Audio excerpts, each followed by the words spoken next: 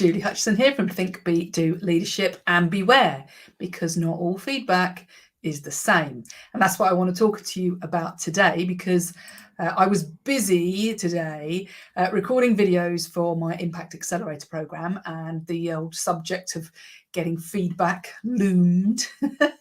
And we all know we need feedback, don't we? We know we're meant to take really good feedback, and we'll grow as leaders, and we can change and adapt on the basis of the impact feedback that we're getting on our impact. But nobody likes it really, and everybody's a little bit nervous, and that's always the way in that module. And I don't know if it's any different for you. Probably not really. Nobody really likes it, I don't think. So I want to talk about some of the home truths, I suppose, about feedback, because the reality is that not all feedback is the same.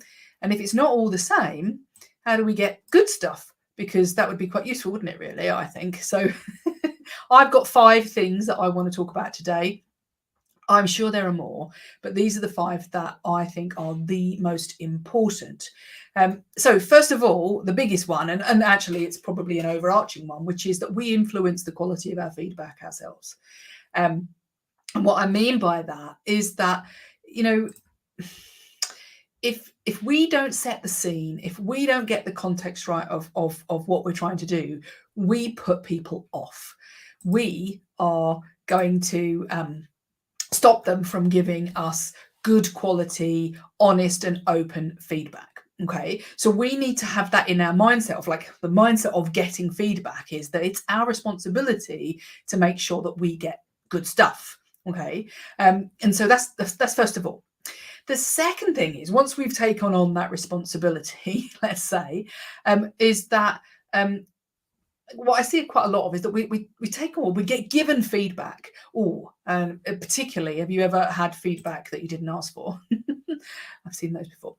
But what we don't often do is that feedback needs to be in the context of what we're trying to be, or what the impact that we're trying to have. And so sometimes we ask people for feedback who don't actually know what we should be doing, like what's right, what's correct, what is it that I'm supposed to be doing. And I'll give you an example.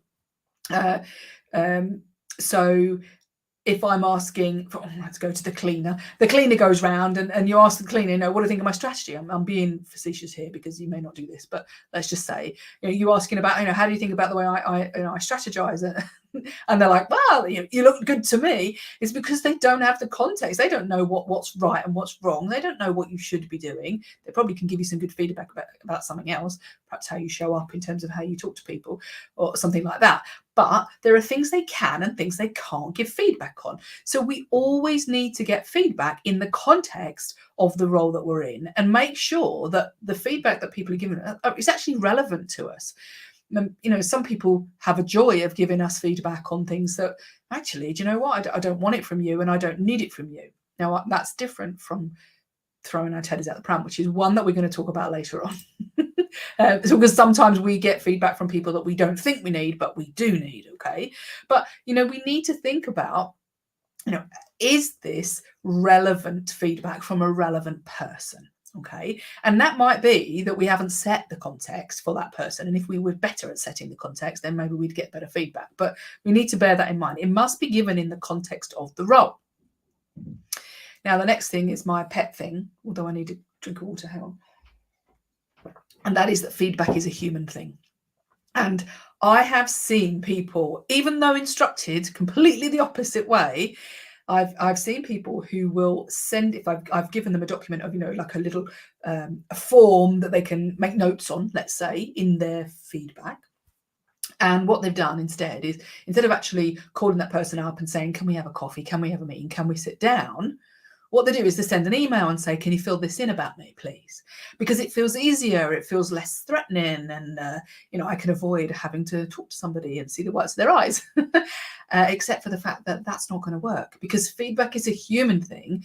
So if you hide behind an email, or allow them to hide behind an email or a spreadsheet, then what that means is that they don't have to be honest. They can be incredibly superficial about it, because it's just a little tap in a box. And also, They don't have to give evidence for it because there's no questioning, there's no probing in there, so we don't know what they're talking about really. They could just put the odd sentence in, so it doesn't give you what you need. You don't know whether they're speaking the truth or are they just saying what you want to hear. So it allows this. We need to get into actually sitting down with somebody, or sitting across the Zoom if you must, but sitting down with somebody and talking and having a conversation rather than just pushing it away and allowing it to be just an administrative process. Okay. So the next thing then is that awkward people give awful feedback.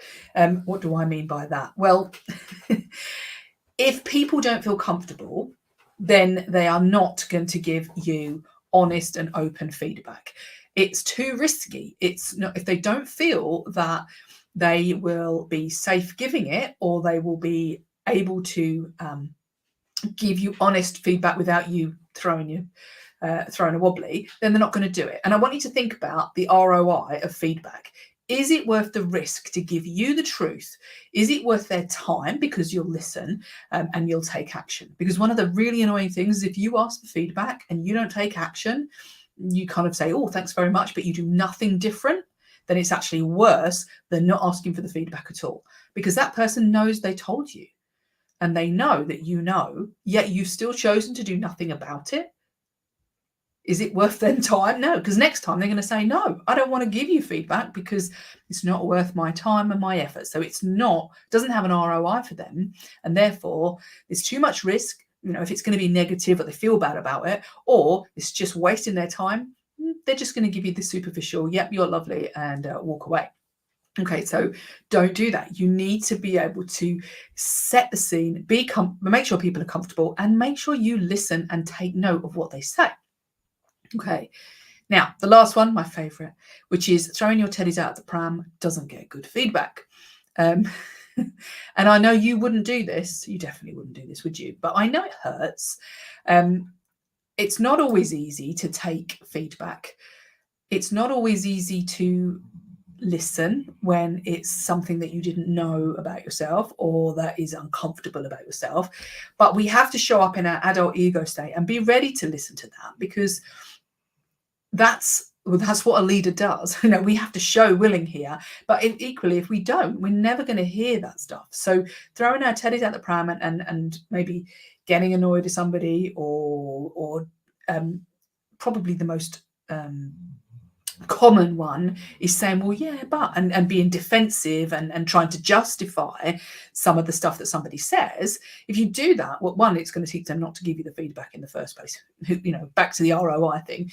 But two, if you do that, then they can see that you don't really want it. You are not in an adult state. You're in your child state of trying to get good feedback and justify all the bad feedback so that it's minimized. And that's not good, because you're not going to grow, and none of us are we, if we do that? Okay, so there's 5 things there that I think are really super, super important in terms of getting quality feedback that is worth you taking note of and doing something about.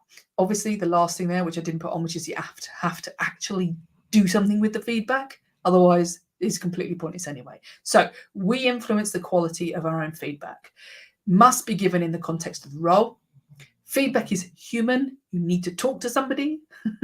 Awkward people and feeling awkward gives awful feedback, superficial and not honest. And throwing your teddies out the pram does not give you good feedback. So on that note, I hope that's been useful for you. If you have found that useful and you want to know more about getting feedback, maybe even giving feedback, or you need your team to give better feedback, then give me a shout. Our Impact Accelerator Programme, one of the modules is specifically around this, but we also come in and do team feedback and communication skills for your team. So it depends how you want to grow in your business. Is it you or is it the whole team? So give us a shout anyway, and we can talk you through how we might be able to help. Okay, well, happy feedbacking and have a wonderful day, and we will see you next week.